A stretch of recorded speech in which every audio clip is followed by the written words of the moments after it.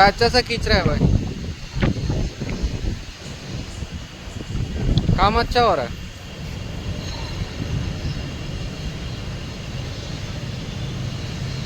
लेकिन ये पत्थर वत्थर है ना, ये सब कचरा करेगा फिर।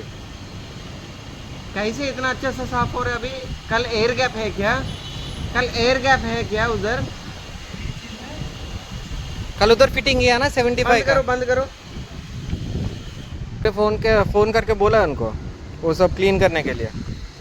वो वाला पंप है ना, वो वाला पंप से पूरा क्लीन करे फिर वापस इसमें ऑन रख करो, दिया। हमेशा फिल्टर तो क्लीन करना पड़ेगा।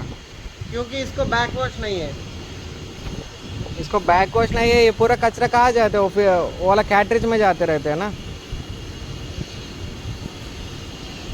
क्लीनिंग तो हो रहा है लेकिन फिर वापस वो कैटरेज बाहर निकाल के क्लीन करना पड़ेगा शायद।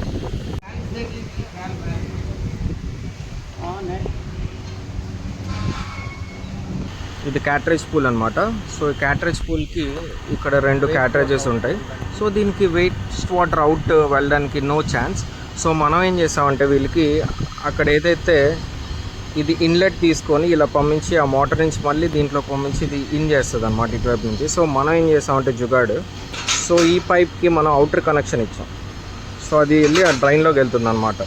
సో ఇన్లెట్ అయ్యే మోటార్ను మనం ఆపేసాం. దానివల్ల ఏమవుతుందంటే డైరెక్ట్గా మనం వాక్యూమ్ చేసేటప్పుడు సో ఇది ఇలా లాక్కొని ఈ ఫిల్టర్లో అది ఫిల్టరేషన్ కొట్టుకొని దాన్ని ఈ బ్యాక్ వాష్ చేసి బయటికి తీసుకెళ్తుంది. బట్ ఎనీహౌ మనం ఎంత ఈ జుగాడ్ చేసినా కూడా బట్ ఈ క్యాటరేజ్లోని అంత సత్తా ఉండదు. సో